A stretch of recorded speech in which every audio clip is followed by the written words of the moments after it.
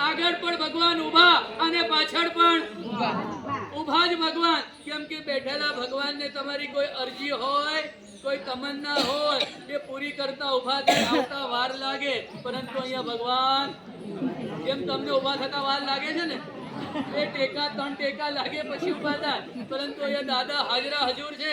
અને આવા દાદાની ધજા ચડાવવા માટે પૂજ્યપાદ ગુરુદેવ શ્રી અશોક સાગર સુરીસરજી મહારાજા 650 કિલોમીટર વિહાર કરીને આવ્યા. કેટલા છેક એમપી થી. અને આ ધજાના લાભાર્થીના ચહેરા હવે નવા જોઈ રહ્યા છે.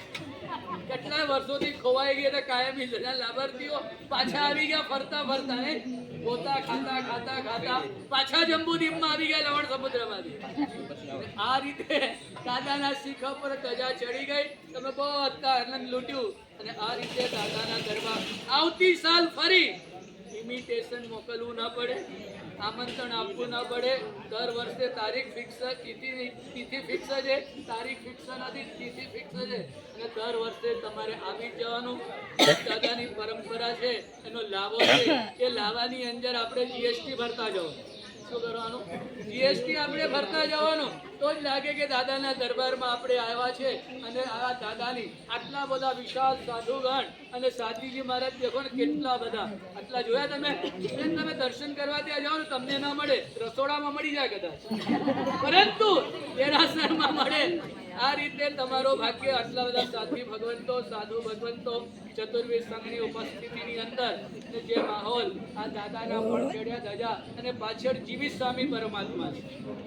પરમાત્મા 28 વર્ષના હતા, વર્તમાન કુમાર. અને જે દીક્ષા લેવા માટે તૈયાર થયા અને નંદીવર્ધનની વિનંતીથી 2 વર્ષ જે ઘરમાં રહ્યા, 28 થી 30 વર્ષ 2 વર્ષના ગાળામાં જે ઘરે રહ્યા, એ વખતે જે પોઝિશન હતી, જે પોઝિશનમાં પોતે કૌશક ધ્યાનમાં આભૂષણ પહેરીને રહેતા હતા, એ જ પરમાત્માની આ જીવિત સ્વામીની મૂર્તિ છે. અને એ પરમાત્મા અહીંયા ભરાયા છે અને બિરાજમાન છે. એ દેરાસરના લાભાર્થી પરિવાર જુવારમજી, રાયચંદજી, પેનવાલા પણ હવે આવેલા જ છે. અને આ દાદાનો દેરો તો કોને બનાવ્યો ખબર જ નથી. કેમ કે ઘણા બધાના લાભાર્થીઓમાં લાભ લીધો. અને એ વખતે ધજા કેટલામાં લીધી કોને ખબર? કેટલામાં લીધી ખબર છે? નથી ખબર. ચલો, જેટલામાં લીધી તો ખરી ને, એનો લાભ તમને વંશ પરંપરા મળી રહે. આ રીતે વંશ પરંપરાગત જે પુણ્યની પરમ ચાલી આવે છે, એ પરંપરા ચાલી જે આવી રહી છે, એના તમે સહભાગી બની રહ્યા, એ જ તમારો પુણ્યોદય છે. આ રીતે પાછળ 108 ફૂટના દાદા, એમની પણ ધજા મેરુ તેરસે ચડે છે. દર વર્ષે મેરુ તેરસે ચડે. હમણાં જ ગઈ મેરુ તેરસ, ખબર છે ને?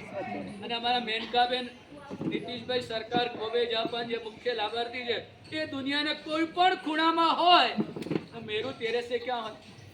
બોલો ક્યાં હોય? એમના સાથે બીજા એક પાર્ટનર હતા પ્રતિષ્ઠાની અંદર. એ પરિવાર હોય કે ગમે, એ જ્યારે ધજાની બોલી બોલે એની સામે કોઈને કોઈ આવી જ જાય. એમને ક્યારે સસ્તામાં ધજા ના મળે. ક્યારે?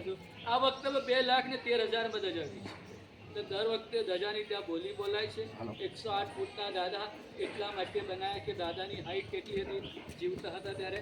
500 ધનુષના હતા.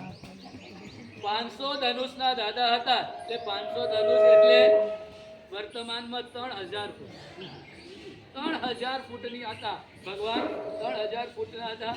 અને એ પ્રમાણે પરમાત્મા, એ વખતે કોઈ આશ્ચર્ય કરવાને, એ વખતે બધા જેટલા માણસો હતા ને, ચાહે મરુદેવા માતા હો, ભરત ચક્રવર્તી હો, ભરત હો, બાહુબલી હો, સુંદરી હો, એ બધાની હાઈટ એવી જ હતી 500 ધનુષની. જે વખતે વર્તમાનમાં ચાલી રહ્યા છે, હાઈએસ્ટ 8 ફૂટ 10 ઇંચનો મળે છે. મળે છે ને? હા. એટલે નાનામાં નાનો 2.5 ફૂટનો માણસ મળે છે વર્તમાનની અંદર. આ રીતે જેવો આરો નીચે ઢલે, 5મો હારો 6ઠ્ઠો હારો જેમ જેમ નીચે જશે તેમ હાઈટ ઓછી થતી જશે. અને એ પ્રમાણે બધાની હાઈટ એ પ્રમાણે હોય. અત્યારે ભગવાન સિમંદર સામે વિચરી રહ્યા, એ 500 ધનુષના જ છે અને 3,000 ફૂટના જ છે અત્યારે. હા, ત્યાં માનો પણ એવા છે. તો એના ઘરનો દરવાજો કેટલો મોટો હશે? અરે એના ચપલા કેટલા મોટા હશે? ખબર પડે છે? અને ઘડીનો કાંડો કે ઘડી કેટલી મોટી હશે? જે પ્રમાણે જ્યારે જે હોય એ પ્રમાણે એનો કાર્ય હોતો. તમારા દાદા, આપણા દાદા પણ આપણાથી મોટા હતા, ખબર છે? આ 7 ફૂટના 8 ફૂટના ને 4 લાડવા ખાઈ જતા હતા. અત્યારે કોઈ ખાઈ શકે? એકમાં હોશ ઉડી જાય. એવો સમયનો કાળ. આ કાલ પડતો કાલ છે અને પડતા કાલની અંદર બધું જ પડતું જ આવવાના છે, પણ આપણા ભાવ ચડતા હોય. કાલ ભલે ગમે તેટલો પડતો હોય પણ આપણા ભાવ તો ચડતા જ હોવા જોઈએ. અને આ રીતે ચડતા ભાવે બધાએ ધજા ચડાઈ અને ધજાનો લાભ પણ લીધો. હવે બધા આવ્યા છે 108 ફૂટ દર્શન તો કરો છો ને બધા જ? અરે મારા સાહેબ ઘર બેઠે હો જાતા, આના નહીં પડતા, આના પડતા બારીમાં થઈ જાય ને. તારે છે બારીમાં થઈ જાય, દરવાજામાં થઈ જાય, એટલે કોઈને આવવાની જરૂર પડતી. કેમ કે તમે ભગવાનની સામે જાઓ તો ચાચા ચૌધરી ને સાબુ ને સાંભળ્યું હશે કોઈ દાડો? એ સામે ઉભો એક રાવણ ઉભો હોય